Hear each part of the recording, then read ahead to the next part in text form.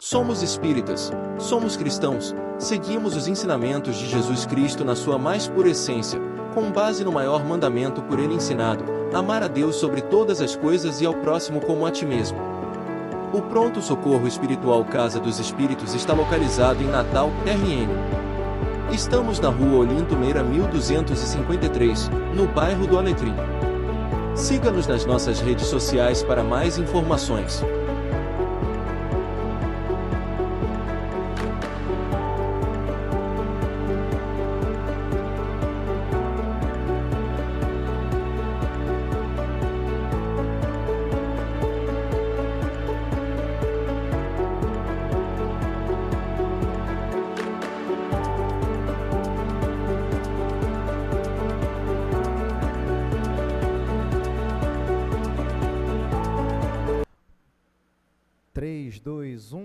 Boa noite, gente. Tá me sentindo agora naqueles filmes, assim, claquete, né? Começa a gravação. Tudo bem com vocês? Sim ou não? Vou melhorar um pouquinho a pergunta. Pessoal, tirando as coisas ruins, como é que vocês estão? Engraçado que é unânime, né? Quando a gente tira as coisas ruins, dá tudo certo. Mas eu vou dizer uma coisa para vocês. A pergunta pode parecer engraçada, a gente tem uma resposta que normalmente é muito boa, né? Estamos bem, né? Legal. Mas será que é o que a gente precisa? Realmente? Viver sem as... Vamos botar entre aspas, tá? Coisas ruins. Vamos mudar um pouquinho esse coisas ruins? Viver sem os problemas e dificuldades que nós temos no dia a dia. Vamos deixar mais contextualizado com a nossa vida atual, né? A nossa vida instagramável. Mais um dia sair para matar um, né? E no final das contas, isso são nossas dificuldades. E aí, eu trouxe esse comentário agora, antes da gente dar início, né, à leitura do exórdio, porque tem tudo a ver com isso. Bem-aventurados os brandos e pacíficos, não é isso, meu querido irmão Lívio? É o nosso tema central hoje da nossa palestra, né? E aí, o nosso tema do exórdio, ele vem com... E aí, Cuca, tudo bem? Boa noite, meu irmão. Tudo ótimo. E aí, ele vem com a inclinação, o remédio justo. Olha só. Salvo engano, eu já falei isso aqui em algum exórdio. Mas aí vem um detalhe legal, acho que nosso irmão Horácio que está ali. Né, Horácio? Tudo na paz? Coisa boa. Ele concorda com isso. Cada vez que a gente fala sobre um exórdio, sobre um tema, se a gente fala de novo, ele tem outra visão para a gente. E a gente consegue dar mais significado e sentido a ele. Aí eu pergunto a vocês, por que o ensinamento do mestre mudou? O que vocês acham? Vou dar mais uma opção.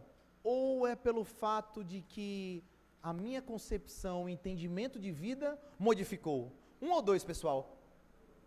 Dois, né? O ensinamento do mestre é imutável. Não importa de onde seja, para onde vá, ele é imutável. E aí, que bom que vocês estão aqui hoje, né? Mais uma quarta-feira, sejam todos bem-vindos mais uma vez. Eu esqueci de falar, né? Meu nome é Victor Mendes, estou aqui para a gente fazer o nosso exórdio, essa leitura inicial que a gente abre nossa reunião com ela, e essa explanação simples, sucinta, para que a gente vá compreendendo detalhes por detalhes, e lá no final, quando acabar essa parte do exórdio, eu vou falar, pessoal, entenderam 1%, 5%, 10% já é muito, estou cobrando muito, né? Mas entender 1% é para que a gente compreenda que o pouco que a gente consegue assimilar vai fazer grande diferença no montante final, tá bom? Tem alguém pela primeira vez na casa aqui hoje? Levante o braço. Sejam bem-vindos, tá? Aí agora não vou falar mais sozinho não. Quem já está vindo para casa, levante o braço agora. Quem já frequenta a casa? Todo mundo junto numa só voz, para quem veio pela primeira vez. Sejam bem-vindos. 1, 2, 3. Aí, porque toda vez que eu digo sejam bem-vindos, mas vocês também estão recebendo, né? São pessoas novas, e digo mais, muitos que estão vindo pela primeira vez foram convidados por alguém. Estou certo ou estou errado? Ó, legal, então essa pessoa tem inteira responsabilidade. Lhe trouxe, tem que estar aqui do lado, né? E tem que mostrar que no final das contas a nossa casa trabalha em volta sempre de quê? Amor e caridade acima de tudo, tá bom? Pessoal, o remédio justo do livro da Esperança, capítulo 80, e ele começa falando assim: bem-aventurados os que choram, porque serão consolados. Jesus disse isso, está lá em Mateus, capítulo 5, versículo 4. Por estas palavras, bem-aventurados os aflitos, pois que serão consolados, Jesus aponta a compensação que hão de ter os que sofrem e a resignação que leva o padecente a bendizer do sofrimento, como prelúdio da cura. Perguntas muitas vezes pela presença dos espíritos guardiões, quando tudo indica que forças contrárias às tuas noções de segurança e conforto comparecem terríveis nos caminhos terrestres, ou seja, quando o negócio arrocha, né? Desastres, provações, enfermidades e flagelos inesperados vão arrancar-te indagações aflitivas. Onde os amigos desencarnados que protegem as criaturas estão? Como não puderam prevenir certos transes que te parecem desoladores e calamidades? Se aspiras, no entanto, a conhecer a atitude moral dos espíritos benfeitores, diante dos padecimentos desse matiz, consulta os corações que amam verdadeiramente na terra. Ausculta o sentimento das mães devotadas que bendizem com lágrimas as grades do manicômio para os filhos que se desvairaram no vício, de modo a que não se transfiram da loucura à criminalidade confessa. Ouve os gemidos de amargura suprema dos pais amorosos que entregam os rebentos do próprio sangue no hospital, para que lhe seja amputado esse ou aquele membro do corpo, a fim de que a moléstia corruptora a que fizeres jus pelos erros do passado não lhes abrevie a existência. Escuta as esposas abnegadas quando compelidas a concordarem chorando com os suplícios do cárcere para os companheiros queridos, evitando-se-lhes a queda em fossas mais profundas do que a delinquência. Perquire o pensamento dos filhos afetuosos ao carregarem, esmagados de dor, os pais endividados em doenças infecto-contagiosas, na direção os da casa de isolamento, a fim de que não se convertam em perigo para aquela comunidade. Como nós tivemos na Covid, né? Todos eles trocam as frases de carinho e os dedos veludosos pelas palavras e pelas mãos de guardas e enfermeiros, algumas vezes desapiedosos e frios, embora continuem mentalmente jungidos aos seres que mais amam, orando e trabalhando para que lhes retornem ao seio familiar. Quando vejas alguém submetido aos mais duros entraves, não suponha que esse alguém permaneça no ouvido, por parte dos benfeitores espirituais que lhe seguem a marcha. O amor brilha e paira sobre todas as dificuldades, à maneira do sol que paira e brilha sobre todas as nuvens. Ao invés de revolta e desalento, prestamos atenção, oferece paz e esperança aos companheiros que choram, para que à frente de todo mal, todo bem sempre prevaleça. Isso porque onde existe almas sinceras à procura do bem, o sofrimento é sempre o remédio justo da vida para que junto delas não suceda o pior. Olha só, gente, tem um impacto gigantesco no que a gente falou agora no início, né? Como a gente abriu o exórdio. E a pergunta que eu costumo fazer para vocês é: quando a gente passa por uma dor, por um sofrimento, por uma amargura, por uma perda, a gente se pergunta: onde estão os espíritos protetores nesse momento? Por que eu sofro com isso? E eu acho interessante que aí entra o espiritismo, né? E a doutrina espírita, ela vai nos ensinar que os benfeitores espirituais, eles não estão aqui para trabalhar evitando dores. Porque se trabalhar evitando dores, a gente perde o sentido principal da nossa experiência aqui nesse mundo de provas e expiações. Para algumas pessoas que talvez ainda não escutaram esse nome, né, essa nomenclatura voltada para o nosso planeta, provas e expiações nos diz que todos os dias nós estamos expostos a passar por provas.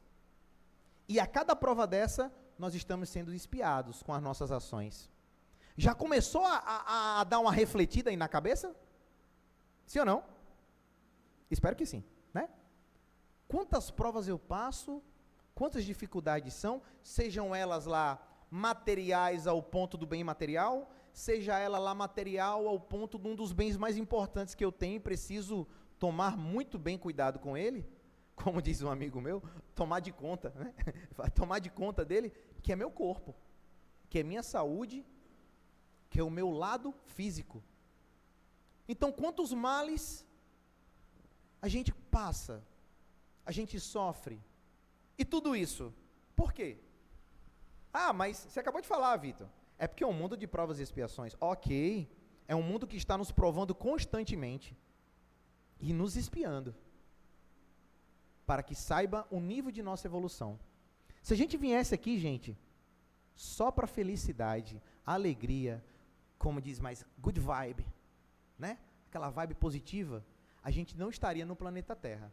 Ou o planeta Terra já estaria ali, né, Lívio? Acabando a regeneração, já indo para um mundo já, né, mais evoluído. Aí é só felicidade. E nós não vivemos num mundo de felicidade plena.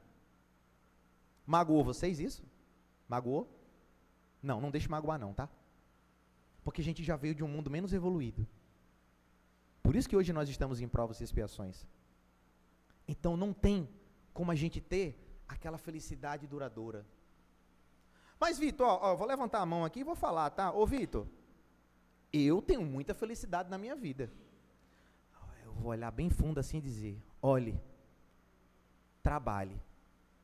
Trabalhe para agradecer aquilo que você recebeu. Porque se a gente tem mais felicidade do que dor nesse mundo que a gente vive, algo está nos chamando para fazer. E isso vai ser a caridade.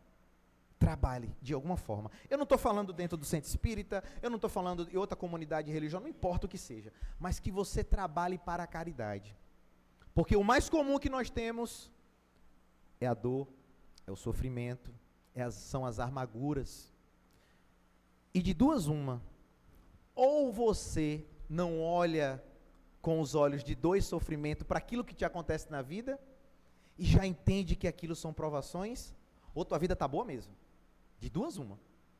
Parabéns. E vou te dar um conselho, viu? Não diga para muita gente não, para não despertar inveja. Né?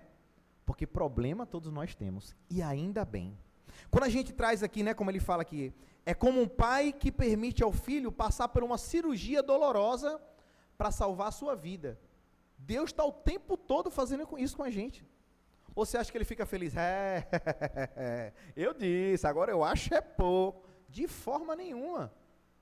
Também maltrata. Fui direto a Deus, mas a espiritualidade amiga que está ao nosso lado, os nossos anjos da guarda, os nossos guias protetores, também se entristecem, também sentem dor, mas isso é fruto de nossas escolhas. Queres falar? Não? Ah, tá bom. São frutos de nossas escolhas. E essas escolhas, digo mais a vocês, não foi da nossa atitude semana passada, ano passado que eu escolhi, foi do nosso planejamento reencarnatório. Dei um nó na cabeça de quem nunca escutou isso? Tá bom, obrigado, viu? Cantina, o cheirinho não chegou aqui ainda, né? E aí nosso planejamento reencarnatório, a gente já sabe o que a gente quer e precisa. E a gente escolhe para fazer isso. Ah, você está querendo dizer, Vitor, que a gente escolhe a dor, o sofrimento? Sim. E muitas vezes colado, entranhado em nossas ações, na nossa forma de ser, no nosso perispírito, no nosso espírito. Está lá entranhado e a gente precisa modificar. Como é que a gente modifica uma coisa, gente? Tirando da vida da gente ou corrigindo? Tirando ou corrigindo, gente? Corrigindo. Só vai sair se corrigir. E aí, no plano espiritual, eu tenho plena consciência disso, aceito. Por mais que eu diga assim, não, eu não aceitei voltar pobre de novo. Não aguento mais. Eu não acredito que eu escolhi ser pobre nessa vida, não, eu quero ser. Não é dessa forma. É o que a gente precisa experimentar. E cada erro, cada impasse, cada percalço que a gente sofre, nossos guias, nosso Pai misericordioso se entristece também. Igual um pai, como cita no texto, fica triste ao ver seu filho em uma cirurgia dolorosa, mas ele precisa deixar o filho dele naquela cirurgia dolorosa, porque ele sabe que após isso, ele terá a cura. A mesma coisa a gente precisa se esforçar. Às vezes vai dar muito certo, nessa encarnação. Às vezes vai dar meio certo, às vezes não vai dar certo nessa, mas teremos outra, e vamos pedir por outra, para que a gente esteja aqui de novo, fazendo o nosso melhor, tentando o nosso melhor sempre. Mais à frente, a gente, lá no texto, né, ele fala de uma forma que a dor, ela pode evitar quedas maiores. Sim, ela pode evitar quedas maiores. Um arrependimento que eu tenho, algo que me impede de fazer, queria me fazer muito mal. Então, sentir dor é necessário. Já pensou se a gente coloca a mão na tomada, leva lá o nosso primeiro choque em 220? Todo mundo já levou um choquezinho aqui? 220? E no lugar de eu tirar o dedo, eu deixo lá. Não, porque eu não senti dor nenhuma. O que vai acontecer com a minha mão, em poucos segundos? Perder todo o meu sistema nervoso. Daqui a pouco eu começo a sentir aquele cheirinho de churrasco de domingo, né? Minha pele está queimando. Mas eu não sei ainda, porque eu não sinto dor. Em breve vai meu braço todo, em breve eu tenho uma parada cardiorrespiratória, em breve eu vou a óbito. Mas por quê? Porque no início eu não sentia dor. Entenderam, gente? A correlação? E às vezes sentir essa dor é muito importante. Nos evita grandes complexidades em nossas ações e evita a gente afastar aquela dor maior ainda que poderia ser. Quando eu digo para vocês que a cada evangelho que a gente tem aqui, a reunião, que a gente consiga extrair sempre o melhor para que a gente possa levar para a nossa vida. Agora desse exórdio, eu acho que a gente já consegue, né? Absorver muita coisa, entender muita coisa. Talvez até receber resposta do que nós viemos buscar aqui na casa. E está aqui. Como nosso irmão Samuel, nosso irmão Ilo, nosso irmão Lívio sempre diz, o primeiro tratamento, ele começa aqui. E é o mais importante, gente, porque é nossa reforma íntima, é nosso entendimento, é usar com nossos estudos, que eu sei que muitos irmãos agora estão aí fazendo parte do nosso ESD, né, que é o nosso estudo sistemático da doutrina espírita, que acontece às quintas-feiras, de 15 em 15 dias, mais ou menos, ali a nossa reunião, que a gente vai começando a entender, compreender e usar um dos pontos e uns pilares mais importantes que tem na doutrina espírita, que é a fé raciocinada. É entender o porquê que a gente acredita naquilo. Não é porque o Vitor chegou e falou, não é porque Horácio veio aqui um dia e falou sobre isso, não é porque Lívio veio e falou, não. É porque a gente utiliza nosso entendimento com nossos estudos, nossa mente se abre. A composição que a gente tem aqui no encéfalo começa a funcionar para o nosso entendimento. Não porque vovó diz, não porque vovô diz, porque a gente começa a entender. Como sempre, né, eu não posso deixar de ter uma frase final no nosso exórdio, e hoje eu queria só dizer a vocês, né, que a frase que Jesus nos trouxe, ela não foi bem-aventurados os que nunca sofrem. Não, ele não falou isso. O que Jesus nos trouxe é bem-aventurados os que choram. Por quê? Porque eles serão consolados. A gente só chora quando a gente tem dor. E a gente só aprende quando a gente erra. Que a gente continue errando e reconhecendo nossos erros e aperfeiçoando. Para errar com outra coisa, não aquela mesma. Mais uma vez, muito obrigado por estar aqui. Mais uma vez é um prazer gigante. Espero que tenha ajudado muito de vocês. E em breve a gente vai dar início aí já à nossa prece inicial. Peço que elevem um pensamento e sempre lembrem do que nos trouxe aqui. Por que nós estamos aqui? Utilize esse momento de concentração, que a gente continue assim, conectados, né, com a espiritualidade, que ela nos ajuda muito.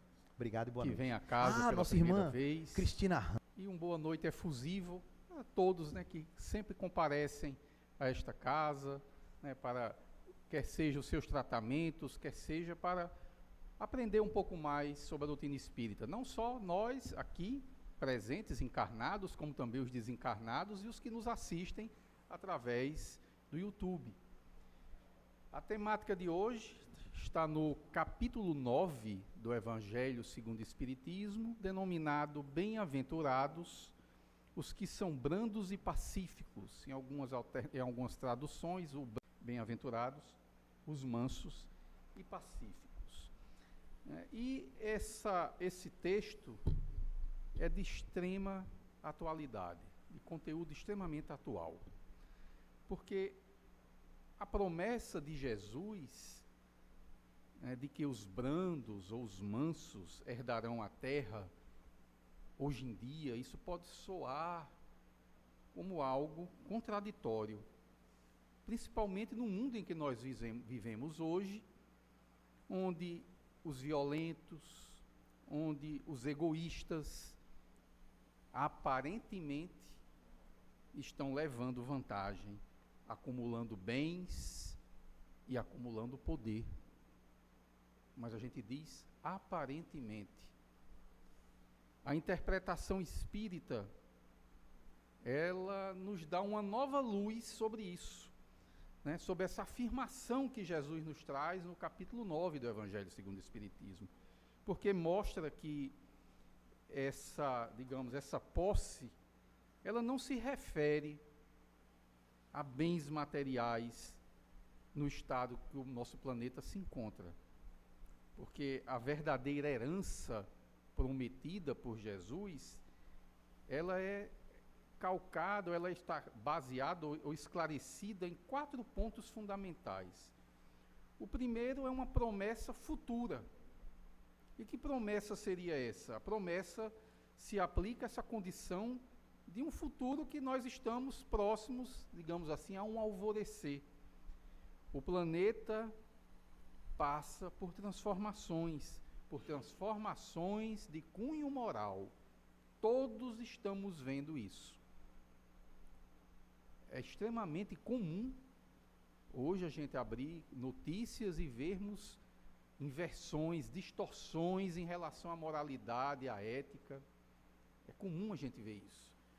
Porque a transição planetária, ou o fim dos tempos, como alguns dizem, porque fim dos tempos não quer dizer o fim da vida no planeta Terra, mas é a mudança de uma era.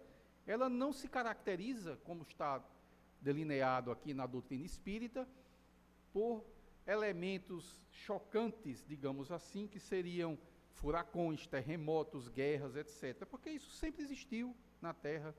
A característica maior é o choque de ideias.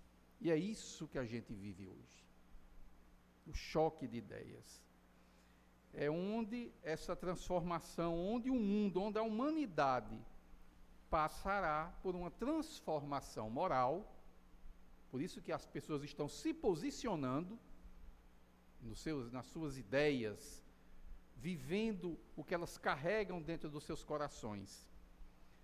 E isso finalmente para quê? Para que elas se submetam, porque isso vai trazer a muitas pessoas muita dor, né, Vitor? Como você colocou aqui, muita dor e muito sofrimento.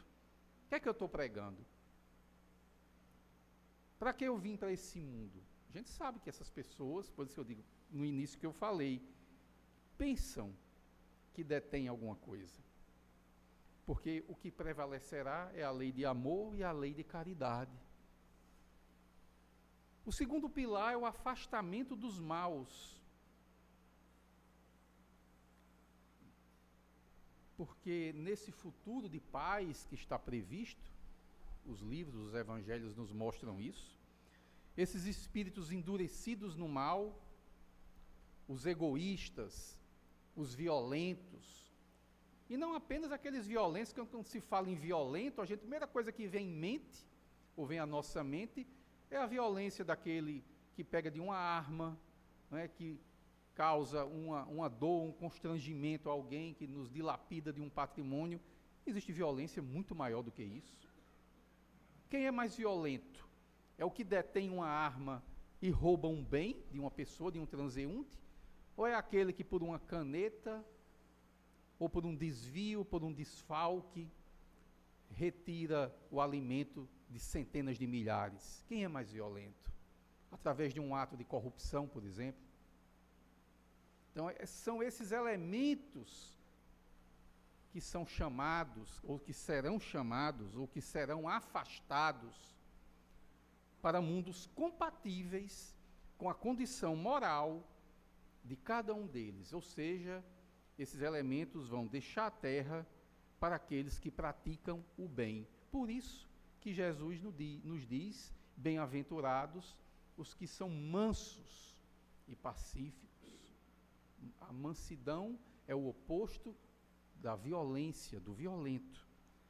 E a herança dos céus, o terceiro pilar. Jesus constantemente ele nos recomendava e aos seus seguidores que renunciassem aos bens passageiros da terra ou deste mundo, prometendo em troca a riqueza do que ele chamava de os bens dos céus. A herança da terra purificada é essa herança.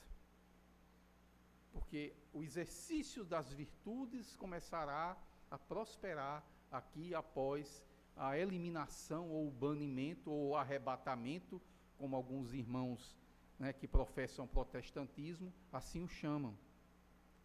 E, por fim, o último pilar, temos o quê? O impositivo da lei de progresso, que é uma das leis morais. Essa transformação do nosso planeta, ela não é um milagre, não é um milagre isolado, como alguns pensam que pode existir, mas ela é um influxo de uma lei universal. É uma consequência natural dessa lei que rege a evolução de todos os mundos existentes no universo. Portanto, o discurso de Jesus, ali colocado no Sermão do Monte, está alinhado com essas leis divinas. E a promessa, essa herança dos bem-aventurados, ele não falava apenas desse céu, né? Mas era a promessa dessa terra regenerada, que alguns de nós chegará a ver o seu início. Vários aqui, principalmente as crianças, elas verão, não tenhamos dúvida. Não é? E o Evangelho ainda continua, a promessa refere-se ainda à terra regenerada. Hoje os bens da terra são assambarcados, como o Evangelho capítulo 9 diz, né, pelos violentos em prejuízo dos mansos, dos brandos. Mas quando a humanidade se submeter à lei de amor, o egoísmo vai desaparecer. Né? Esses assambarcados aqui que ele fala, é que são tomados à força, que são monopolizados, que são controlados de forma exclusiva por uma pessoa ou por um grupo de pessoas. Isso vai mudar.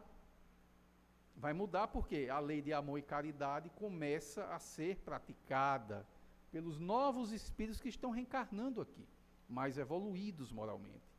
O fraco e o pacífico, como diz aqui o texto do Evangelho, já não serão explorados nem esmagados pelo forte e pelo violento.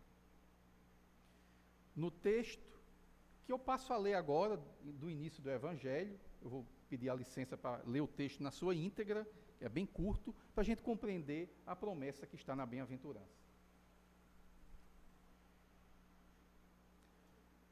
Bem-aventurados aqueles que são brandos, porque eles possuirão a terra. Bem-aventurados os pacíficos, porque serão chamados filhos de Deus. Aprendestes o que foi dito pelos antigos: não matareis, e todo aquele que matar merecerá ser condenado pelo julgamento. Mas eu vos digo que todo aquele que se encolerizar contra seu irmão merecerá ser condenado pelo julgamento. Que aquele que disser a seu irmão, raca, merecerá ser condenado pelo conselho, e que aquele que lhe disser, sois louco, merecerá ser condenado ao fogo do inferno. Esses itens estão no Evangelho de Mateus, né, no capítulo 5, versículos 21 a 22. E o Evangelho, a explicação aqui do Evangelho, nos traz o seguinte trecho bem curto. Por essas máximas, Jesus faz da doçura, da moderação e da mansuetude, da afabilidade e da paciência uma lei.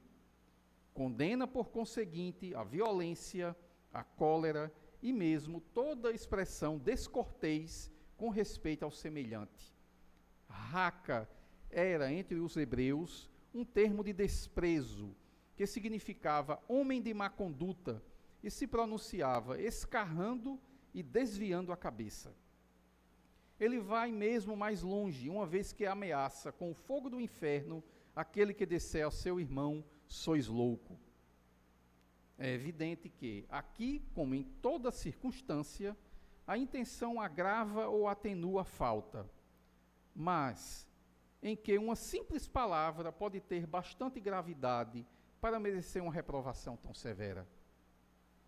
É que toda palavra ofensiva exprime um sentimento contrário à lei do amor e da caridade, que deve regular as relações dos homens e manter entre eles a concórdia e a união, que é um insulto à benevolência recíproca e à fraternidade, que entretém o ódio e a animosidade, enfim, que depois da humildade para com Deus, a caridade para com o próximo é a primeira lei para todo o cristão.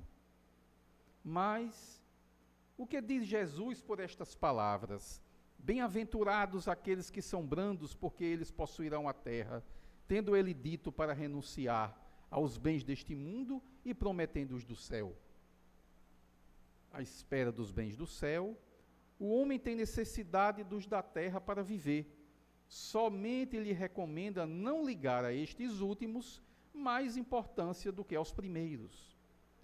Por estas palavras, ele quer dizer que, até esse dia, os bens da terra estão assambarcados pelos violentos, em prejuízos daqueles que são brandos e pacíficos, que a estes frequentemente falta o necessário, enquanto que os outros têm o supérfluo.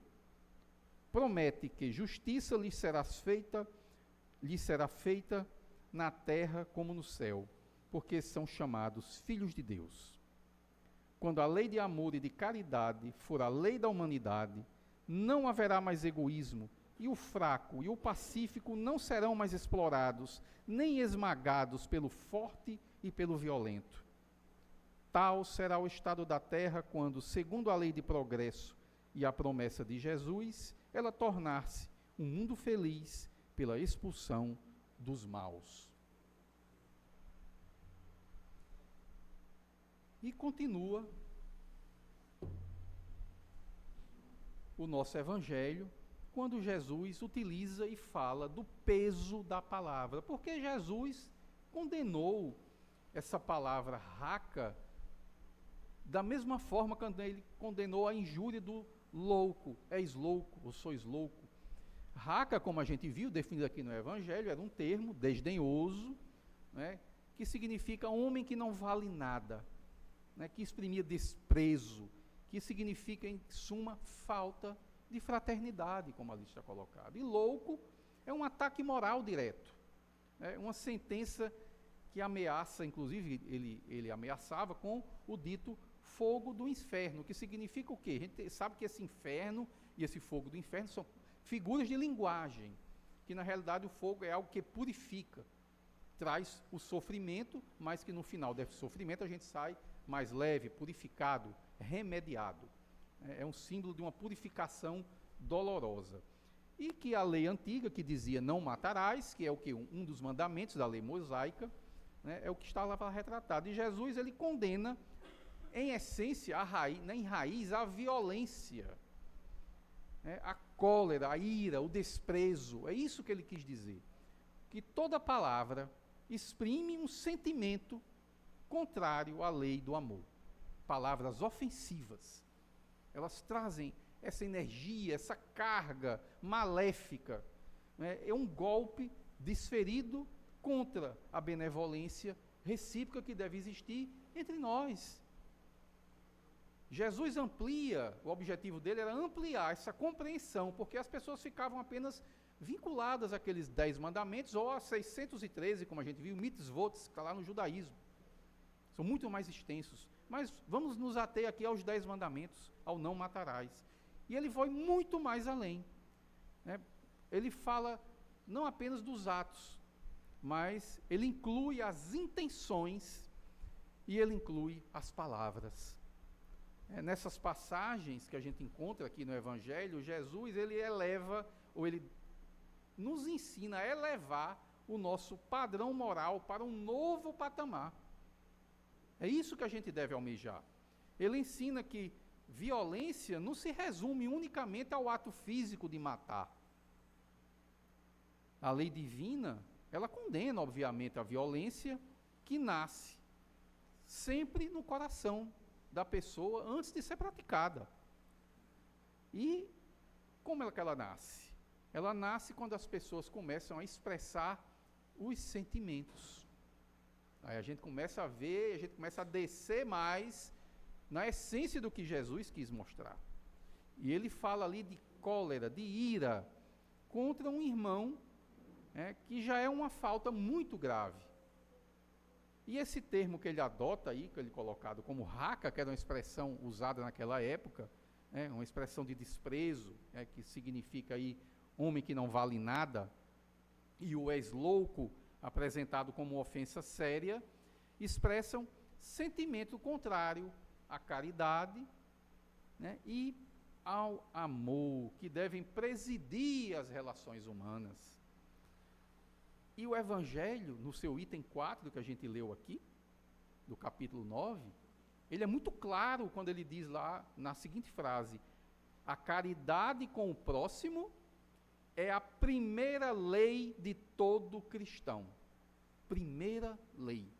É o mais importante. Olha o que Jesus nos alerta, porque quando a gente fala, quando a gente coloca emoção na nossa voz, quem nunca sentiu isso? A energia, aquela carga energética que a gente recebe quando alguém nos diz algo, um impropério, aquilo machuca. Às vezes uma palavra simples, quer seja doce, de amor, quer seja de ira, de cólera, de raiva. Como a gente sente isso? E a gente vai entender como isso nos faz mal. Mais adiante a gente vai entender por que Jesus nos disse isso. O que está por trás disso aí. E o Evangelho ainda nos aborda nos tópicos seguintes sobre a afabilidade, ou ouro puro ou verniz. O que quer dizer isso? A gente viu ali sobre benevolência, sobre tratar com caridade. Benevolência para com os semelhantes é o princípio mais básico da caridade, a benevolência. Ela está na essência do amor ao próximo. Porém, ela não deve ficar só nas aparências, porque a gente vive muito, principalmente, a gente tem dois comportamentos que a gente vai entender que o Evangelho aborda muito isso, que é o que a gente chama de a máscara social e a realidade do que a gente vive. A educação que a gente recebe normalmente, mais comum, é que a gente tenha o que a gente chama de um verniz social. A gente tem máscaras, formas de atuar, múltiplas formas de comportamento. E uma delas é denominada de o verniz social. É como eu interajo ali no ambiente de trabalho, é como eu interajo na casa religiosa, é como eu interajo dentro da minha família. A gente, como se tivéssemos múltiplos comportamentos. Mas a gente tem que entender que é a conduta social do indivíduo que é o primeiro reflexo do estado moral em que ele se encontra. E vamos entender aqui sobre esses conceitos, essas palavras, afabilidade, para a gente entender a profundidade do que Jesus quis nos mostrar. Afabilidade, tratar os outros com gentileza, expressar-se de forma suave, agradável, ter uma educação refinada, no trato social. Isso é afabilidade, que às vezes é só um verniz. E brandura, doçura, o que seria isso? É ter serenidade, é ter suavidade, tolerância e paciência. Tão em falta hoje em dia, tolerância e paciência. Como são virtudes em escassez nos dias que vivemos. E o tempero maior, a brandura é aquilo que evita o choque, é o escudo da paz, é a mansidão, a brandura. E a doçura que deixa aquela marca positiva, é o perfume da convivência. Quando a gente diz, como aquela pessoa é doce, parece que ela exala alguma coisa, não é assim que a gente vê? Então, juntas esses elementos, afabilidade, brandura ou doçura, elas traduzem perfeitamente o que significa ser brando e pacífico. Agora, a gente entendeu o conceito disso para a gente aprofundar. E essas qualidades, elas não são, como a gente diz, convenções sociais, meras convenções sociais, mas são manifestações de um sentimento muito mais profundo, que a gente chama de benevolência e amor ao próximo. Porque benevolente é ser fundamentalmente ou ter vontade de fazer o bem. Fundamentalmente é isso, é você viver para querer fazer o bem.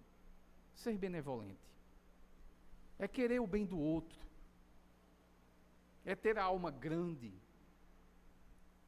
é ser generoso, é facilidade para perdoar e compreender as fraquezas dos outros.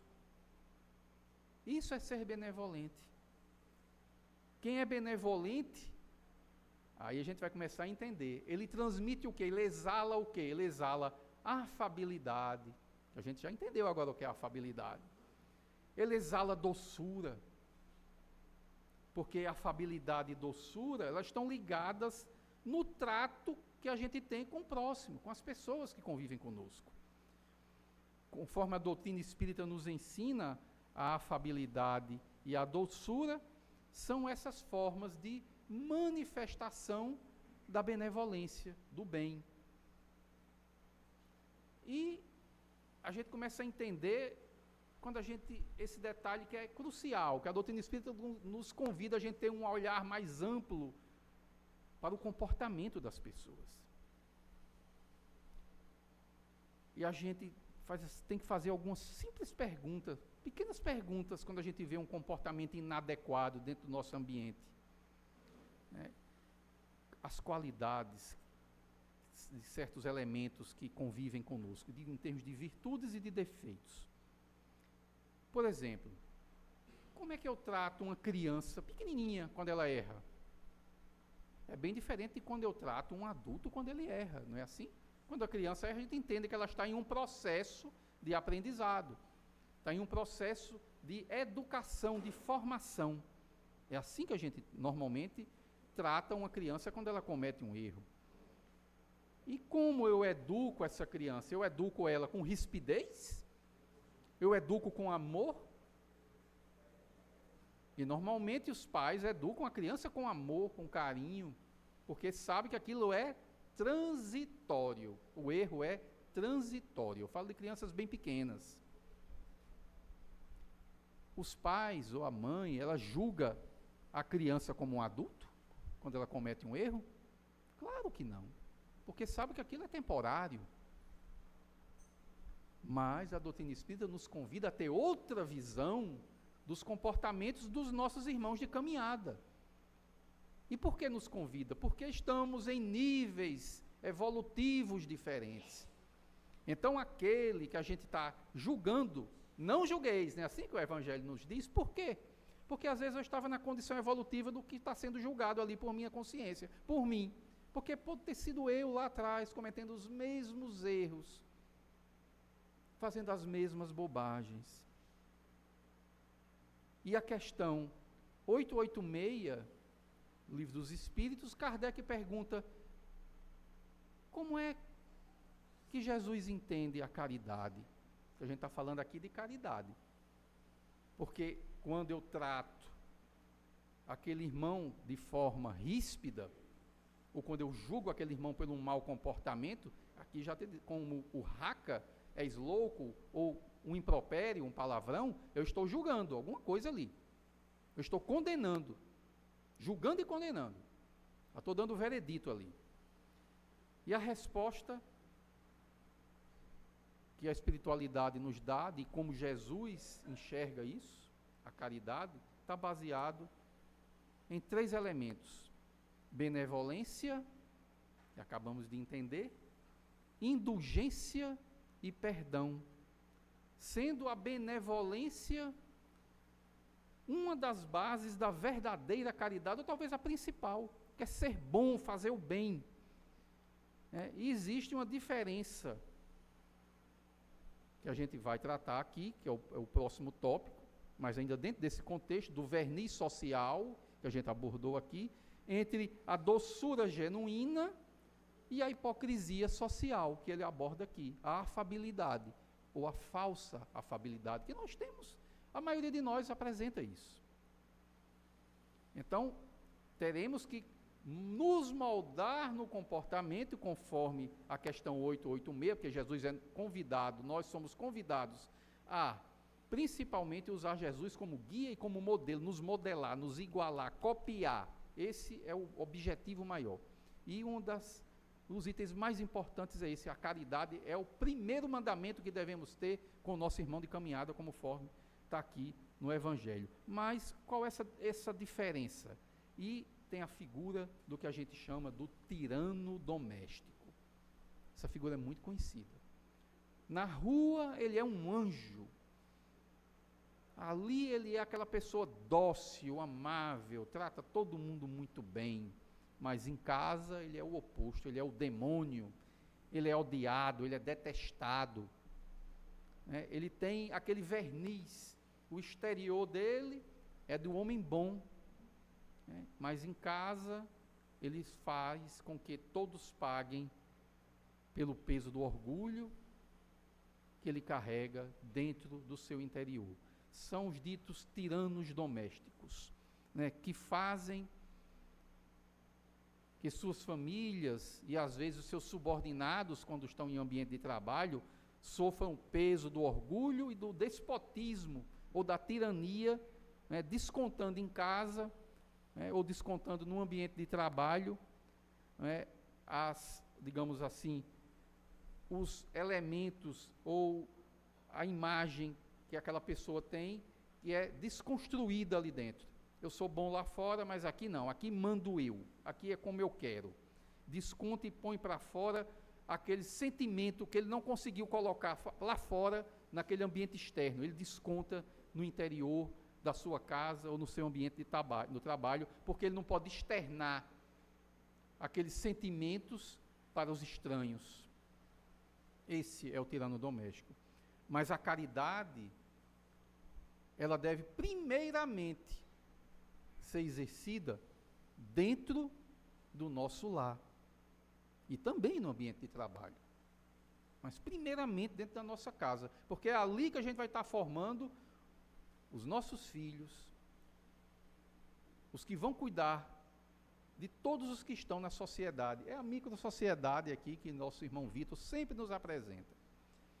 Então esses indivíduos que demonstram esse verniz, que dissimulam, ou agem com falsa brandura com os estranhos, e são tiranos na intimidade, eles revelam que sua conduta não é fruto da caridade, de forma nenhuma, mas do orgulho que ainda carregam em grande monta dentro de si.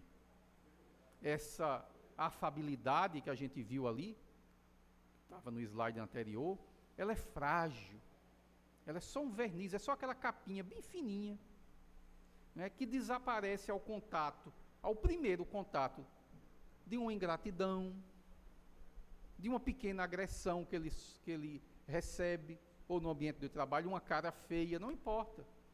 Ele vem com tudo descarregando em cima das pessoas e esquece aquela imagem de homem bom, de educado, de afável, de doce, porque ele não tinha aquilo ainda como aquisição de virtude. Mas para desenvolvermos a benevolência, que a gente viu que é importante, que é um dos pilares da caridade, conforme entende Jesus, que vem com a afabilidade e a brandura, o indivíduo passa pela provação mais importante que ele precisa ter, que temos todos nós, todos os dias, chama-se paciência. É isso que a gente tem que exercer dentro da nossa casa, dentro daqueles que estão um passo ainda ou dois atrás da gente, no processo evolutivo, que não consegue acompanhar a nossa linha de raciocínio, e às vezes a gente picha ele, ou diz que ele que tem dificuldade intelectual, ou o que quer que seja, não vou nem ditar esses nomes aqui, e diversas outras coisas que a gente costuma rotular. Falta de caridade. E onde está a falta na base disso? A falta do exercício da paciência. Porque somos diferentes, somos iguais biologicamente, mas profundamente diferentes dentro do nosso processo evolutivo, intelectual e moral. E eu não posso exigir que o outro seja igual a mim. e nem posso me achar melhor do que o outro, porque sempre haverá alguém com mais virtudes do que eu e com um intelecto infinitamente mais desenvolvido do que eu.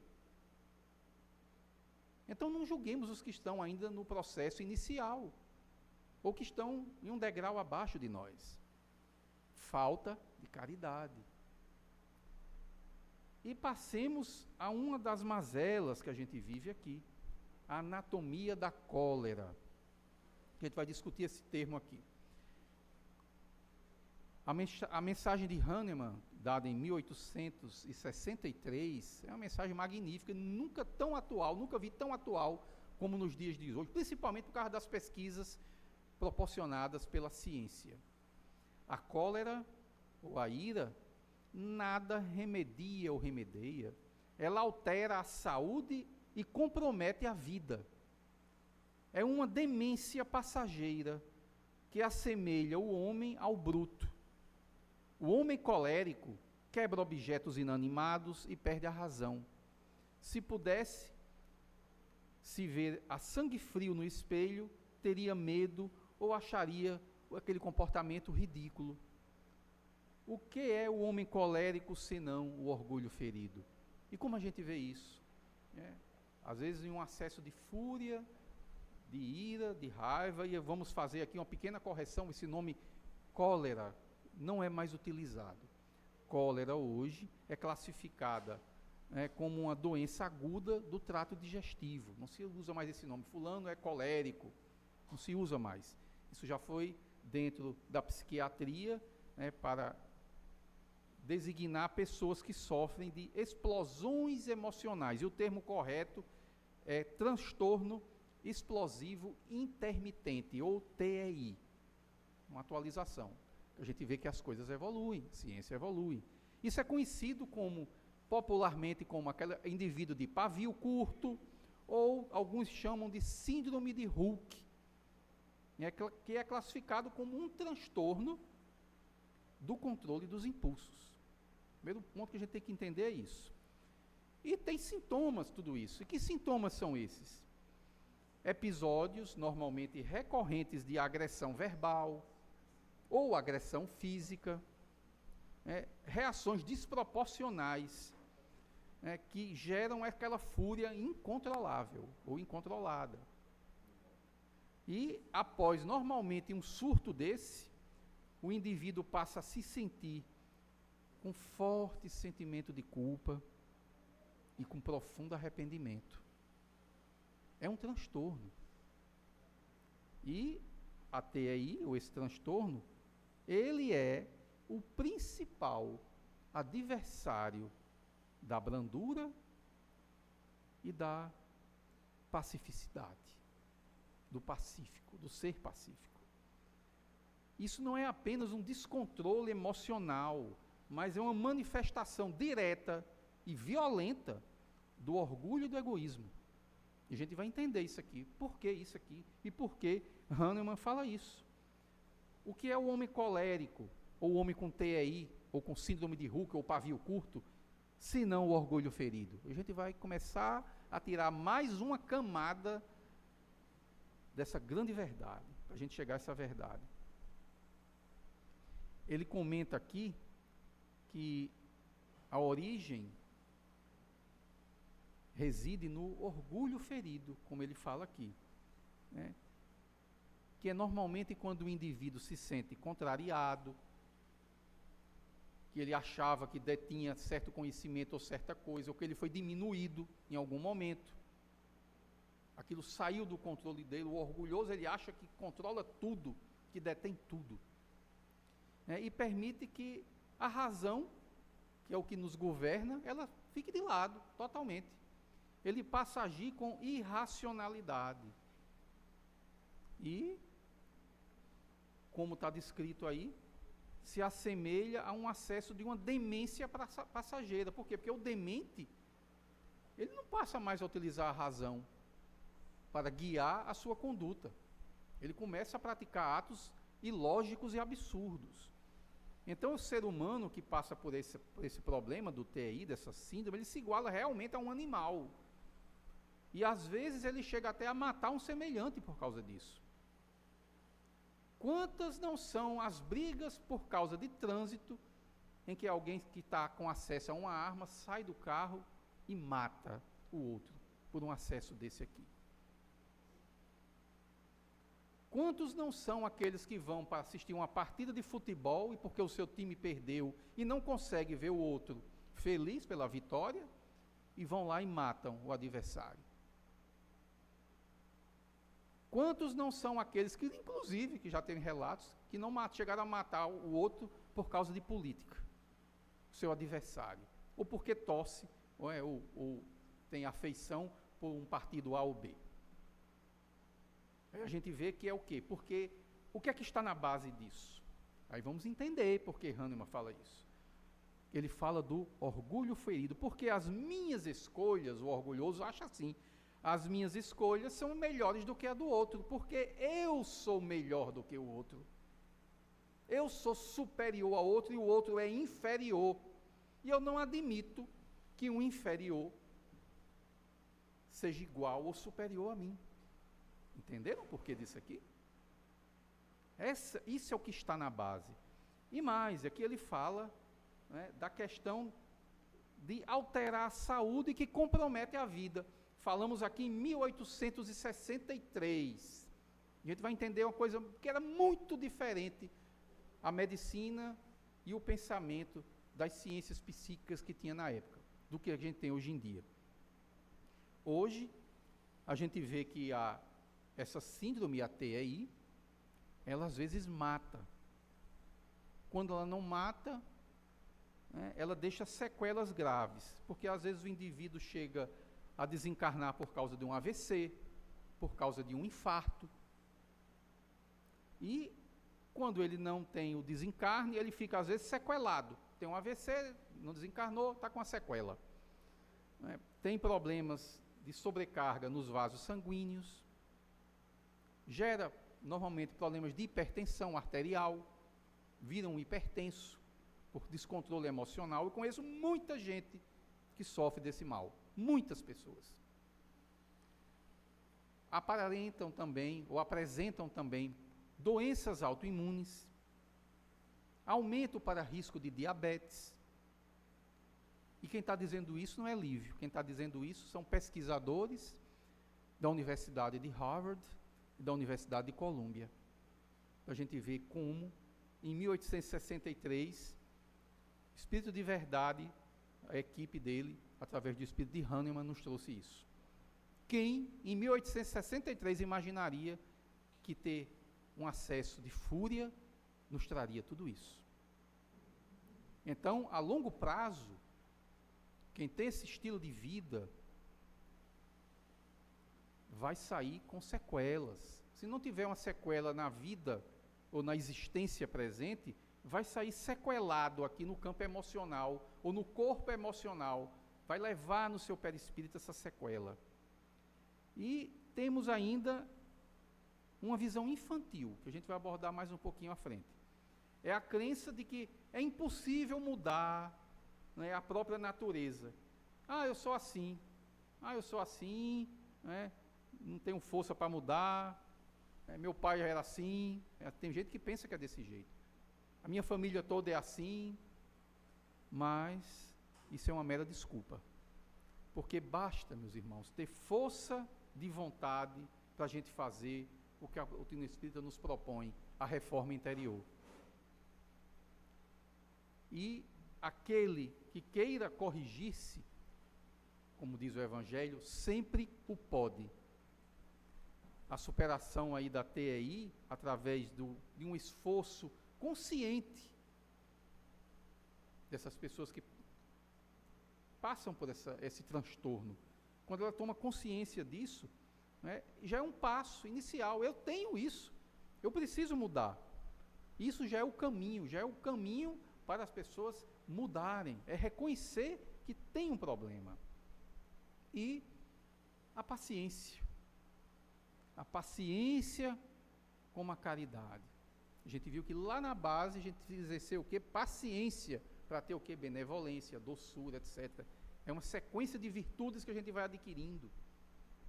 Porque muita gente acha que é fácil, a esmola material e a esmola da alma, a paciência, que é fácil, né? Caridade, quando a gente fala, é dar alguma coisa, vou dar uma cesta básica, mas a paciência é muito mais meritória, e é caridade também.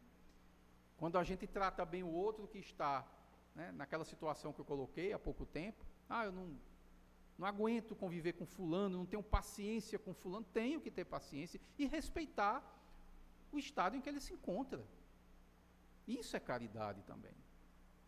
E consiste em perdoar todos aqueles que estão conosco, que às vezes nos fazem sofrer, que estão no nosso caminho, porque eles são os instrumentos que Deus colocou em nossa vida para que nós nos melhorássemos.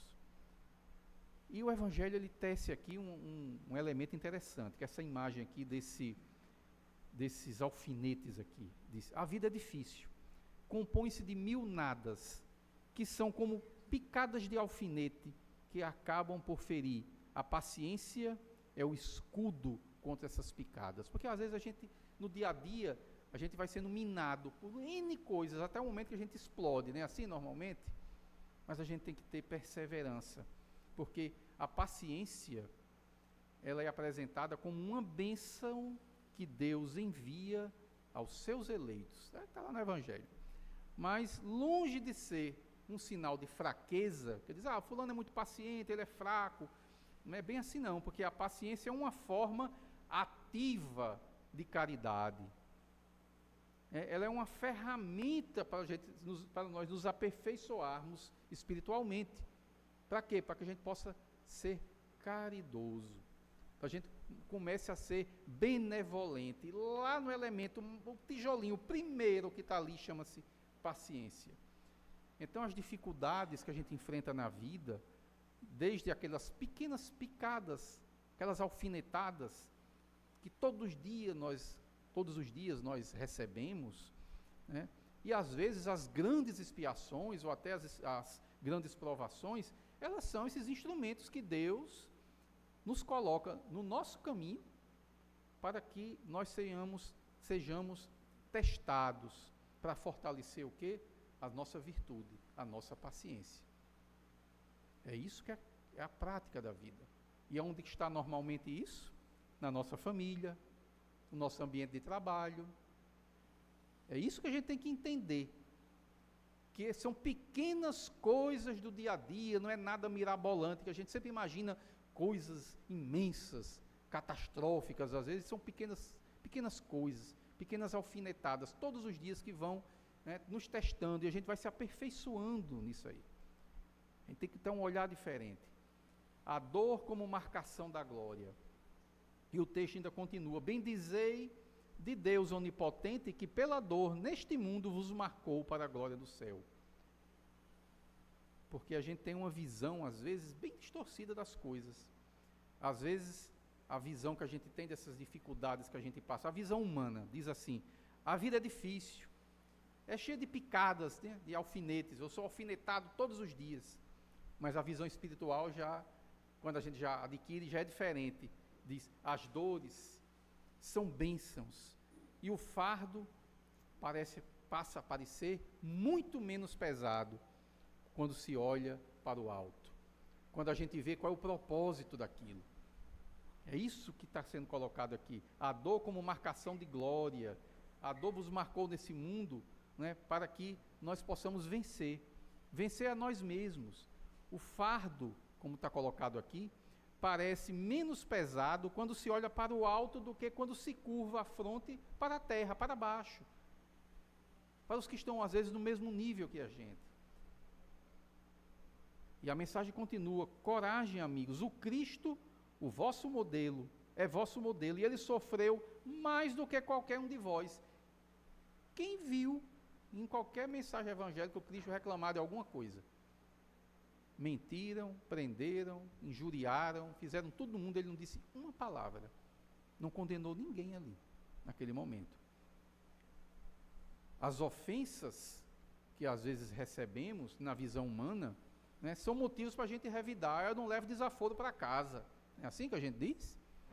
Às vezes a gente está no trânsito, alguém diz um desaforo, a gente quer revidar, a gente não sabe quem está do lado de lá, minha esposa que o diga. né? Mas eu me controlo, graças a Deus. Adquiri um pouco de paciência na vida. Mas a visão espiritual disso, de revidar, perdoar aos que nos testam, é praticar a lei de caridade ensinada pelo Cristo. Aí aqui está o exemplo. A gente vê quando alguém adquire a virtude como é diferente. A gente vê o exemplo do Cristo. E o Evangelho diz o seguinte: vide Jesus, tendes o Cristo como vosso modelo. Jesus é o exemplo supremo da paciência, suportando as mais duras perseguições e dores com uma serenidade que nascia de sua fé inabalável no Pai. Sua força nos inspira a perseverar. Aí a gente começa a entender por que Jesus, a cada vez que a gente vai lendo o Evangelho e juntando os elementos do Livro dos Espíritos, a gente vê a profundidade de por que Jesus, como a 625 Livro dos Espíritos nos diz, que ele tem que ser o nosso guia, nosso modelo, que é sempre para o nosso bem. E fala aqui em obediência e resignação. A gente falou nisso aqui. Que não são negação do sentimento, mas são forças ativas, obediência e resignação, que a gente vai compreender mais um pouquinho. Obediência, a gente sabe que é o quê? É o consentimento da razão. É óbvio. Eu obedeço porque ele é meu superior hierárquico, eu obedeço porque ele é meu pai, é minha mãe, ele é meu chefe. Eu obedeço porque existe uma lei para você cumprir. É o consentimento da razão. A gente chama de obediência. O orgulhoso, ele não consegue ser obediente, porque ele se acha melhor do que quem escreveu a lei, ele se acha melhor do que o chefe, ele se acha melhor do que os que estão ali. Ele se acha superior. E resignação é o consentimento do coração. Essa resignação a gente vai abordar aqui para o mundo moderno. Essa palavra resignação hoje ela soa muito ruim, soa derrota, soa desistência, soa uma aceitação passiva de sofrimento. Ah, fulano é um resignado, não é assim que normalmente a gente diz? Mas as pessoas estão com um olhar bem equivocado sobre isso aí. E obediência às vezes ainda soa pior, como uma anulação da própria vontade. Ah, você obedece muito A ou B, faça diferente. Seu chefe está dizendo para fazer isso, ou sua mãe, ou seu pai, quando é um filho, está dizendo, faça diferente. É aquele mau conselho que é dado. E anula as virtudes que a gente possa ter a desenvolver. No entanto, esses conceitos, eles podem ser redefinidos, obediência e resignação, de uma maneira extremamente, digamos assim, poderosa, como virtudes, mas virtudes ativas. A obediência, como a gente viu, é o quê? O consentimento do coração, é o consentimento da razão, e a resignação do coração.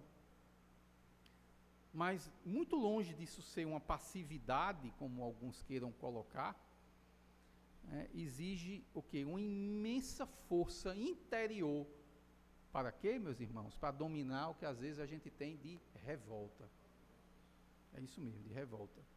O orgulho e o egoísmo que a gente carrega ainda dentro da gente e que nos impelem a lutar, que querem nos mover para lutar, contra a razão, contra a obediência ou contra a resignação, contra as provações que a vida nos apresenta. E precisamos ter uma força necessária para lutar contra uma doença crônica, que às vezes se apresenta em nossa vida. Às vezes a gente tem aquela doença difícil e a gente não tem resignação para lutar contra ela. Se entrega e é diferente. A resignação aqui está sendo colocada como outra perspectiva. E às vezes a gente não tem o critério da obediência. Porque se eu estou aqui, eu preciso passar por isso. Se eu estou passando por isso, é uma necessidade minha, às vezes kármica. Eu aprender certos conceitos, e não para eu me revoltar contra o Pai, contra Deus. Então, essa força necessária, a gente precisa exercer sem amargura, a gente precisa exercer para superar, às vezes, uma dificuldade no campo profissional. Às vezes a gente tem uma dificuldade ali, não sabe lidar com aquilo, e se revolta, e desobedece. A gente precisa adequar, ou observar, olhar para dentro de si. Isso aqui a gente não fala de desistir. É um ato, pelo contrário, um ato muito profundo, ter obediência e resignação, é um ato muito profundo de confiança em um processo maior. Porque às vezes a gente está com uma visão tão curta, num espaço de tempo tão curto, e a gente não entende o que tem mais à frente. Às vezes a gente passa por grandes dificuldades, por aquele tsunami que varre a vida da gente, e a gente maldiz a Deus, a gente se acha uma pessoa do mundo, e quando tudo aquilo passa e a gente muda, a gente ressignifica aquilo. Quando a gente tem agora a obediência e a resignação, aí a gente diz, agora eu sou nova pessoa, porque se não fosse aquela dificuldade, se eu não tivesse passado por aquilo, talvez eu tivesse uma situação ruim, péssima, mas hoje eu entendo, não caio mais naquilo. Eu tirei a lição, eu aprendi, eu mudei. Então, nós somos convocados a isso. E apenas os fortes, que podem, são os que podem verdadeiramente ser resignados. Porque o orgulhoso e o egoísta, eles são incapazes de ver força nessas virtudes. E voltemos para a questão do temperamento. A gente falou aí da cólera, né, da ira, da TEI. Aquele que diz, eu sou assim porque meu sangue ferve, a culpa é do meu organismo. E a doutrina espírita naquela época, 1863, dizia, ou diz, o corpo não dá a cólera ou a ira àquele que não a tem. O corpo é o instrumento, mas a causa reside no espírito. Um espírito violento no corpo linfático, ou seja, num corpo calmo, apenas mudaria a forma da violência, seria uma cólera concentrada em vez de expansiva. Quantas e quantas vezes a raiva, ou esses acessos de fúria que a gente tem, não são justificadas como uma desculpa de meu temperamento é forte, ou é a minha química cerebral, ou eu tenho sangue quente. Quantas vezes a gente não ouviu isso?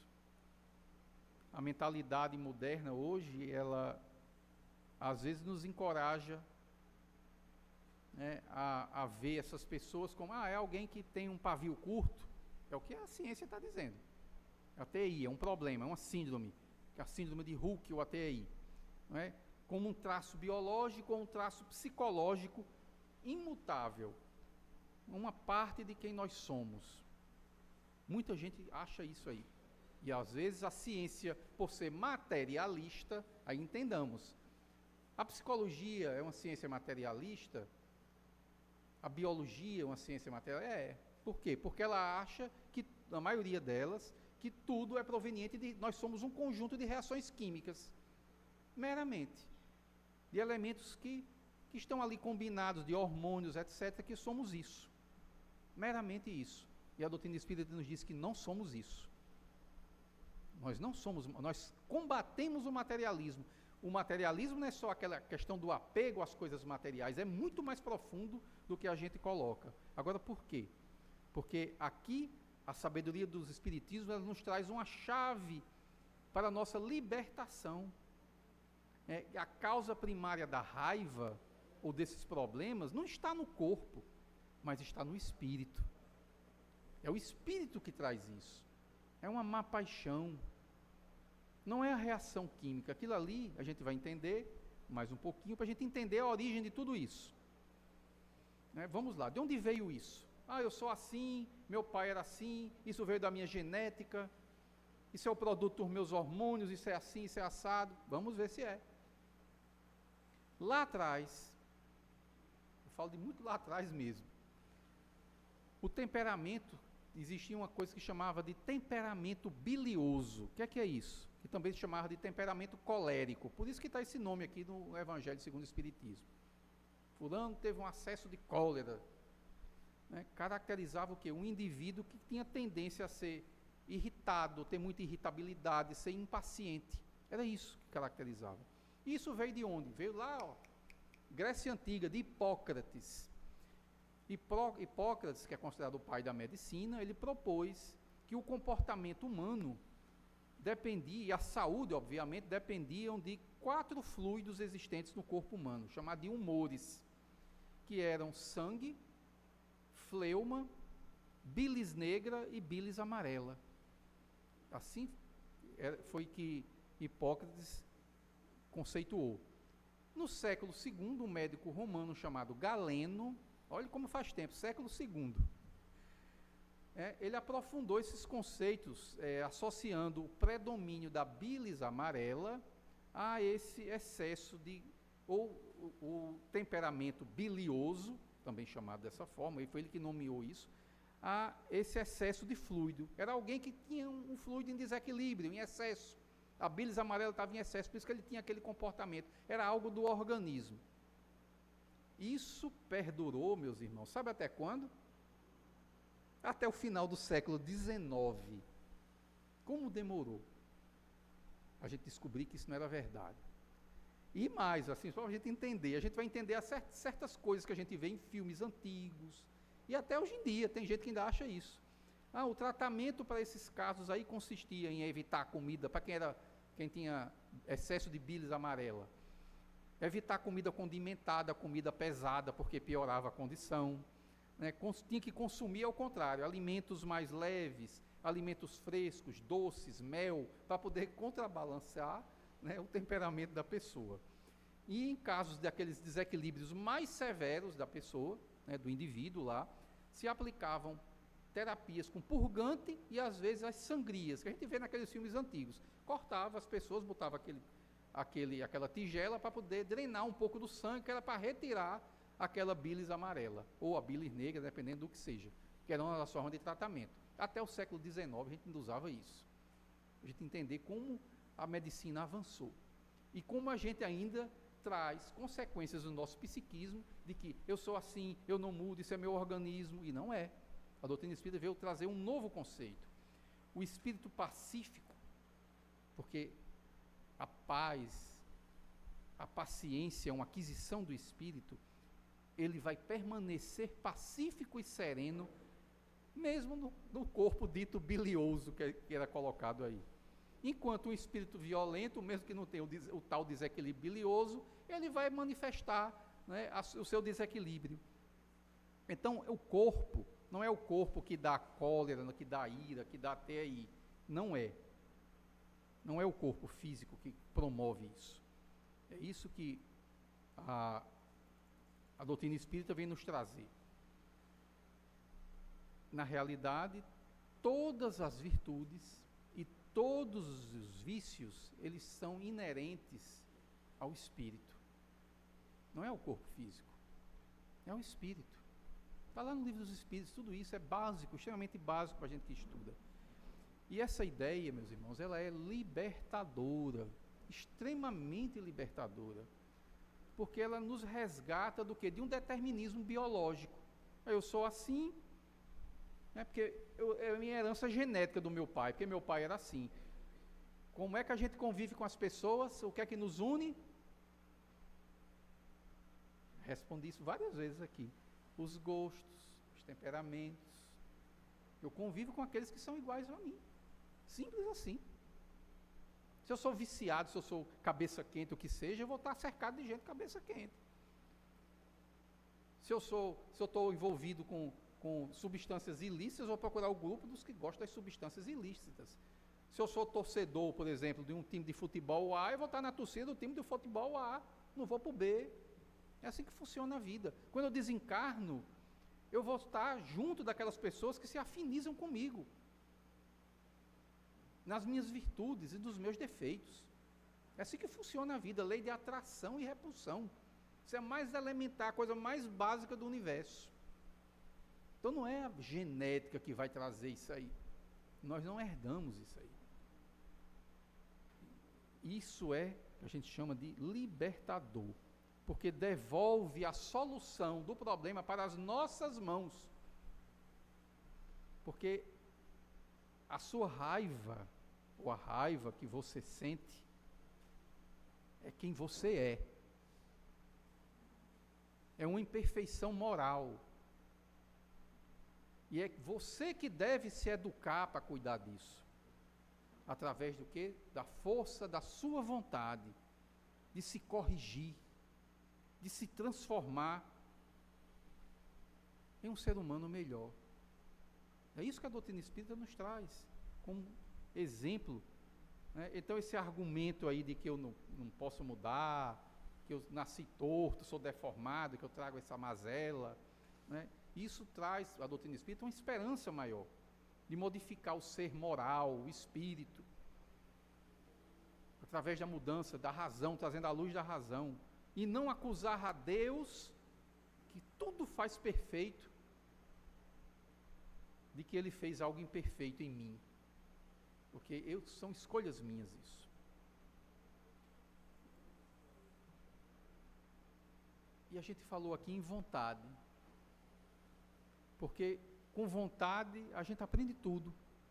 A gente aprende um idioma estrangeiro, a gente aprende uma arte, a tocar um piano, um instrumento musical, a compor, a fazer poesia, né, a estudar inúmeras áreas do conhecimento humano. E por que a gente não pode domar o que está dentro da gente? O que é que nos impede disso? Então a gente tem que entender que esse mau comportamento, digamos assim, essa problemática que a gente carrega dentro da gente, não reside dentro do nosso corpo biológico, mas é uma educação moral que a gente deve desenvolver. O Livro dos Espíritos nos alerta que quem pensa, quem sente emoções, quem raciocina, é o espírito, não é o corpo físico. O corpo físico apenas manifesta as emoções por meio de reações químicas que se traduzem em comportamentos. É isso, é o contrário. Imagine um computador como esse que está aqui na minha frente. O que é o computador? São os circuitos que estão aqui? Ou é o software que está aqui manipulando, mostrando essas imagens bonitas que está aqui? Entenderam a diferença? Como é gritante? Então as pessoas, o materialista, ele está querendo estudar o resultado, o software, a imagem, através do circuito eletrônico, querendo encontrar, analisando as correntes e tensões elétricas do dispositivo, do hardware, um efeito do software, a imagem do software. A emoção seria o software. A ira, a paciência, as virtudes, os defeitos. Ele quer encontrar aonde? No osso, na química cerebral, no hormônio, e não vai achar. Ele vai encontrar o efeito e não a causa. Ele está estudando o efeito e não a causa. Aí está a grande diferença. E é tão verdade, aí vamos para a prova fundamental para isso aqui. Os desencarnados, eles não possuem corpo físico, obviamente, né? Agora, quantos não são os desencarnados que apresentam vícios morais, comportamentais, de raiva, de fúria, de mansidão, de amor, e eles têm corpo físico? Claro que não. Então a gente vê o quê? Que a doutrina espírita, ela nos propõe que o indivíduo volte o seu olhar para o seu interior, para o seu comportamento, para os seus pensamentos, para as suas decisões e principalmente para os seus hábitos. Ela nos convida a gente olhar para a nossa vida e adequá-la à moral do Cristo. Essa é a proposta da doutrina espírita, não é tomar o passo para curar o corpo físico, não. Essa é a proposta, porque se a gente continuar com esse comportamento aí bilioso, como se dizia antigamente, furioso, a gente vai adoecer nosso perispírito e vai terminar ali na sala do passo para tentar um reequilíbrio. Vai agregar um monte de companhia terrível. Para quê? Que vão nos estimular o mal que já está dentro da gente. Então é ter o Evangelho, a proposta é ter o Evangelho como um roteiro de vida, e não como uma religião de culto dominical. É para isso que a gente está aqui. O cristianismo veio para isso. E a frase mais importante que Hahnemann talvez tenha colocado: o homem não se conserva vicioso senão porque quer permanecer vicioso. Isso é a pura verdade. Aquele que queira corrigir-se sempre o pode. De outro modo, a lei do progresso não existiria para o homem. A lei do progresso é universal. E quando a gente entra nesses caminhos dolorosos aí do vício, eu falo de vícios inúmeros, os morais são infinitamente piores do que os materiais.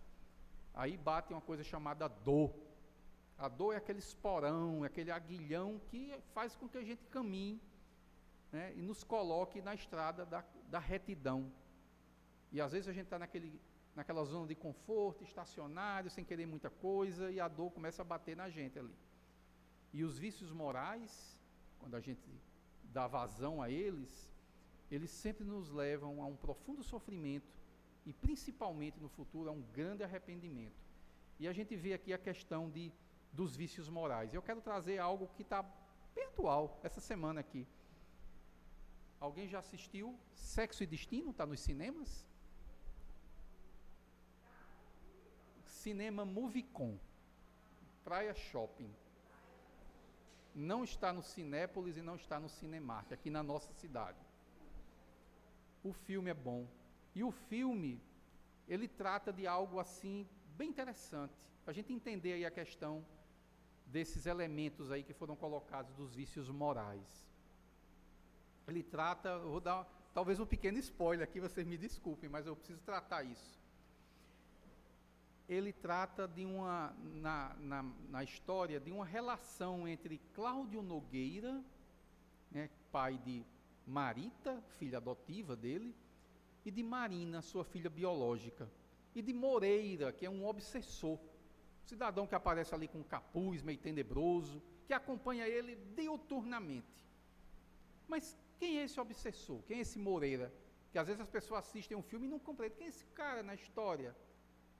Quando eu terminei de assistir esse filme, faz muitos anos que eu li o livro, aí eu fui rememorar aqui a história. Minha esposa perguntou: quem é esse Moreira? Porque quando o cidadão desencarna, ele vai lá e fala com ele. E de quem era ele em vida anterior? Aí a gente vai entender, que está explicado lá no próprio livro por André Luiz. Quem é esse Moreira que passou tanto a conviver com esse Cláudio, que era o pai dessas duas moças aí? André Luiz diz o seguinte lá na obra, diz que Cláudio, o pai das moças, o obsidiado lá, ele não é uma vítima de um ataque violento de um obsessor, mas de um hospedeiro por deliberação própria. Ele quis conviver com aquele obsessor. Agora, por quê? Aí vamos entender. Cláudio, aí ele diz o seguinte, André Luiz, isso é ipsilíteres o que está lá. Cláudio é suficientemente lúcido para raciocinar e livre para decidir. Ele e seus obsessores são consciências nas mesmas faixas de escolha. É o termo que ele usa. Em resumo, é o que a gente chama de possessão partilhada. Cláudio é relatado ali naquela obra, é mostrado naquela obra como um ser humano, digamos assim, que tem uma parceria vibratória, onde o encarnado, ele fornece um instrumento, que é o corpo físico dele, para satisfazer os desejos comuns que ele tem com o desencarnado. Ele escolheu aquela pessoa que está lá. E o que eram esses desejos? Ele potencializava, eram chave e fechadura. Ele gostava, por exemplo, de ir a prostíbulos, gostava de beber, ele tinha problema com álcool. E o desencarnado gostava disso também, era afinidade. E um alimentava o outro. É tão interessante o filme, que tem momentos lá que você não consegue distinguir quem é um do outro. O diálogo, ele fala e o outro repete instantaneamente. Quando ele se recosta no sofá, o outro se recosta no sofá. Eles copiam exatamente um ao outro. Agora é afinidade de gostos. Eles gostavam daquilo ali. Ele escolheu aquilo, era a forma de viver. Da mesma forma se dão os processos obsessivos. A maioria deles não é por maldade, é sintonia de gostos. meramente. E o importante, que é interessantíssimo, que é lá no final, quando Cláudio, que era o obsidiado, entre aspas, né, ele muda, eu não vou dar um spoiler porque ele muda, também muda o comportamento do obsessor. Porque eles tinham uma sintonia tão grande, os dois lá, né, que quando ele começa a trabalhar na melhoria própria, Cláudio lá, o encarnado, o obsessor também começa. É incrível isso aí. É incrível, para a gente ver que, às vezes, é só uma questão de vontade, meramente de vontade. E a gente entender a importância da reforma íntima, que é importante que ele passe por uma profunda reforma íntima, esse cidadão aí. Não vou contar mais nada, porque tem gente aqui que já sinalizou, que ainda não viu o filme e talvez não tenha lido o livro. Mas assistam o filme, que é uma história extremamente instrutiva. E temos aí 3 elementos, já no finalzinho aqui. A conquista da brandura, que a gente viu que é importantíssimo, que está lá para a gente ter a benevolência, que é o tema central, é o cerne do que a gente apresenta hoje. Porque os brandos, os mansos herdarão a terra. E como é que a gente vai conquistar isso? Qual é o caminho? Por isso que eu falei tanto em ira, em raiva, em controle emocional, porque é contraditório isso aí, é o que nos atrela ainda, né, ao mundo, né, digamos assim, a evitar o nosso banimento, vamos ser mais claros aqui. Então o espírito, ele possui, como a gente viu, o poder de modificar o seu comportamento e as suas atitudes. É óbvio, são escolhas nossas, por meio da vontade. Então, primeira coisa aqui, reconhecer, primeiro pilar, reconhecer a cólera, ou a TI, ou o orgulho, que é o orgulho, né? A gente precisa reconhecer as nossas deficiências. A afabilidade falsa, ela é hipocrisia, aquele verniz social que a gente tem, como a gente colocou. Olhar para dentro da gente, fazer uma análise íntima sem máscara nenhuma. Quem sou eu de verdade? Como eu ajo na minha família, no meu ambiente de trabalho, para os outros, meu vizinho, né, dentro das minhas relações sociais externas a esses 2 ambientes. Aceitar. Segundo, aceitação. A dor e as contrariedades que eu sou submetido, eles não são punição, mas são oportunidades que Deus nos deu, ou nos dá, não é, para que a gente possa se elevar. É a marcação, como está lá, para a glória. São as ferramentas que vão fazer com que eu desenvolva. E o terceiro é agir. A vontade de transformar o meu temperamento. Eu reconheci, eu olhei, eu tenho as ferramentas, agora eu tenho que usar isso em prol da minha melhoria. Porque o corpo obedece quem sabe comandar, como está aqui. Então, brandura, doçura, eles não são fraquezas, né? Eles são elementos que a gente tem que usar, né, ao nosso desenvolvimento. Esse é o caminho. Esse é o item mais importante que a gente... Se o indivíduo ele tiver determinado a se corrigir, né, se ele conseguir dominar as suas más tendências, como essa cólera, essa ira, essa TI, né, esse síndrome de Hulk, o nome que queira dar, né, ele passa a se reformar, como está aí. Né, ele começa a mudar a própria natureza e através de quê? Do esforço próprio, da perseverança, seguindo esse roteiro. E por fim, como diz lá, assim na terra como no céu, que é a proposta de Jesus, que um dia seremos assim, quando a humanidade adotar a lei de caridade, de amor e caridade, e a mansidão, que só os mansos herdarão a terra regenerada, o fraco, ele não será mais esmagado pelo forte. A terra será ditosa, será feliz. A gente tem que entender que nosso verdadeiro propósito aqui na Terra nos dá uma perspectiva para a gente dominar o nosso estado interior. Eu quero ficar aqui? O que é que eu preciso fazer? O que é que eu preciso modificar em mim para atender esse propósito, para atingir esse propósito? Cultivar a bondade, mas a bondade autêntica, a benevolência. Enfrentar os problemas, as adversidades que todos temos. Estamos em mundo de provas e expiações, no mundo tereis aflições. Várias vezes abordamos isso aqui, mas com outro olhar. Com um olhar de mansidão, com um olhar de brandura, com um olhar de doçura, de compreensão do nível evolutivo em que o próximo que caminha comigo se encontra. Não exigindo dele o que ele não pode dar, mas o que é que eu posso fazer por ele. Vigiar as nossas palavras, as nossas ações. O que é que eu estou sentindo? O que é que eu estou vibrando? Qual é a intenção que eu trago no meu coração quando eu tomo determinadas atitudes? Porque a verdadeira força, meus irmãos, não é aquela que se impõe ao mundo, mas a que domina a si mesmo. Muito obrigado a todos, muita paz, que possamos absorver um pouquinho desses ensinamentos que o Evangelho nos trouxe hoje, para a gente aplicar no nosso dia a dia. Muito obrigado.